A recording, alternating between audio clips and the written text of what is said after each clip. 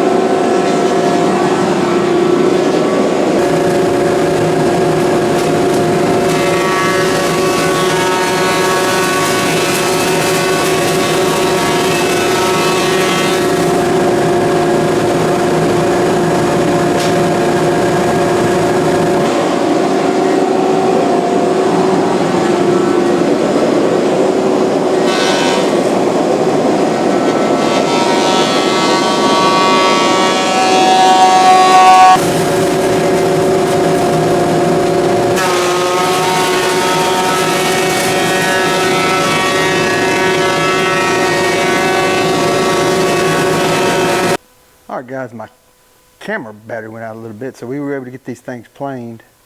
They look pretty good. We got them down to 4.5 inches, and I think they're going to work out pretty good. Alright guys, I said I would talk a little bit about the election and about, I guess, the direction of our country. So, which candidate do you think offers the most freedom? My mother, I know I don't sound like it, but my mother was born in Cuba. And they left when she was 5 years old. But my aunt was like 25, I think, when she left. And she was just a good bit older than my mother. It was my great aunt, actually. But so the thing they say is this. My mother left 2 years after Castro took over.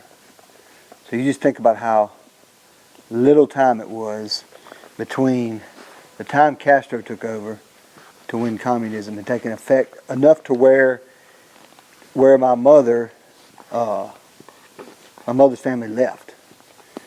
So they said after, I guess, 7 years, my aunt left, and they were having to have they were rationing food so that they could only get like a pound of rice a month, or whatever. Maybe it was more than a pound, but it was a certain amount of rice per month that was rationed to every person. And that's the kind of place they lived in. So they left when they were in like 1965. I think Castro took office in 1958. And so when we're talking about freedom, those kind of people know what freedom is, and they know the type of people that's going to take your freedom. And what they have said is that the Democrat Party is communist, from what they saw in Cuba. So when I'm looking at who to vote for, I'm looking at who's going to give you the most freedom. You got a man who has been shot, who has been persecuted by the law, who has been, he has lost $1 billion probably since he ran for president. He never took a salary. He loves his country, and he really wants to fix the country. And you got a woman who was put there without a vote, who, really nobody really knows what she believes. She's said to believe some pretty scary stuff from her own mouth. Now, whether she's changed that or not, I don't know. But if she hasn't changed that, then that's a pretty scary thing to believe that. So I think we have a pretty obvious choice in November of who to vote for. I'm voting for freedom, and I think everybody should vote for freedom. Robert Kennedy Jr. said something that kind of stuck with me. He said that the Democrats are trying to stop speech. They didn't let him run. They wanted Facebook to censor people. They're trying to stop speech. And he said, seldom in history is it ever where the good guys are trying to stop people from speaking. So when we look at who to vote for, we're looking for freedom is the main thing, is freedom. And when you look at Donald Trump, I believe he loves this country. Who would give up $1 billion to be president? But he's basically given up, or gave up, $1 billion of his net worth just to be president.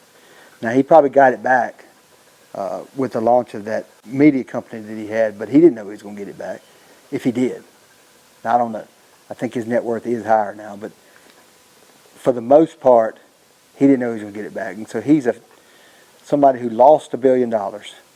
Most time these politicians are gaining money. I mean, they're not losing money; they're gaining money.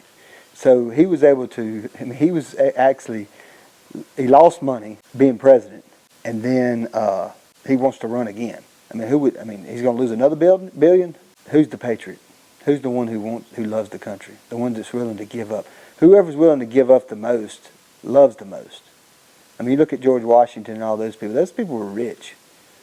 They gave up a lot to go to war. And, Trump is in that same boat. He's given up a lot, almost to the point of where he may be giving up his freedom because he decided to run for president as a Republican. Now, if he'd ran as a Democrat, he wouldn't have any trouble that he's having right now.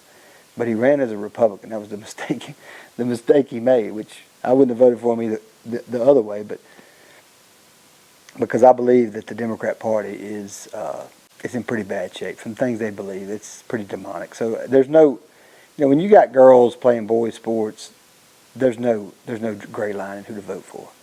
It's just not. So go out and vote if you're voting for the right person. If you're not voting for the right person, just don't vote, because that'd be better. There is one person that believes in freedom, and there's one person that's the party that leads to communism.